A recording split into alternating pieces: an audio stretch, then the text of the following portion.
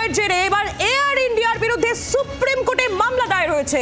সব বোয়িং উড়ান স্থগিত রাখার আবেদন, সুপ্রিম কোর্টে জনস্বার্থ মামলা দায়ের। আপনাদের আরো একবার জানিয়ে রাখি, আহমেদাবাদে ভয়ঙ্কর বিমান বিপর্যয়ের জের এবার এয়ার ইন্ডিয়ার বিরুদ্ধে সুপ্রিম কোর্টে মামলা।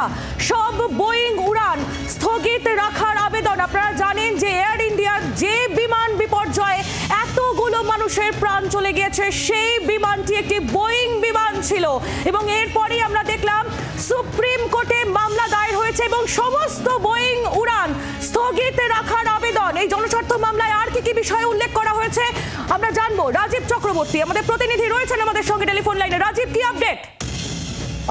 নিরাপত্তা অডিট শেষ না হওয়া পর্যন্ত এয়ার ইন্ডিয়ার সমস্ত বোয়িং বিমানগুলি তাদের উড়ান স্থগিত রাখার আর্জি জানিয়ে সুপ্রিম কোর্টে একটি জনস্বার্থ মামলা দায়ের হয়েছে।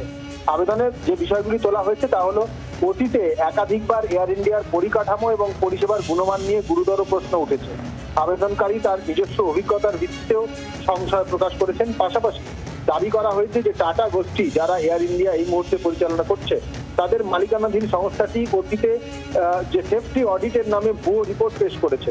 অভিযোগে বিস্তারিতভাবে প্রশাসনিক স্তরের দুর্নীতি এবং গাফিলতির কথাও তুলে ধরা হয়েছে।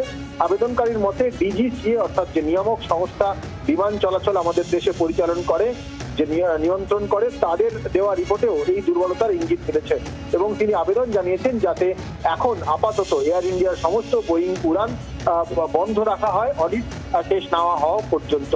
সুপ্রিম কোর্ট এই মামলার বিষয়ে এখনো পর্যন্ত কোনো বিশেষ পদক্ষেপ নেয়নি। মামলাটি শুধুমাত্র দায়ের করা হয়েছে। সুপ্রিম কোর্ট মামলাটি গ্রহণ করবে এবং শুনানির জন্য পরবর্তীতে তালিকাভুক্ত করবে।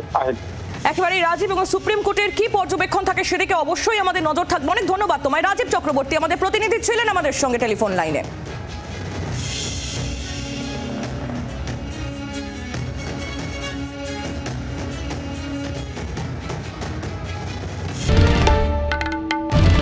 বাংলার আওয়াজ, বাঙালির আবেগ, জি 24 ঘন্টা।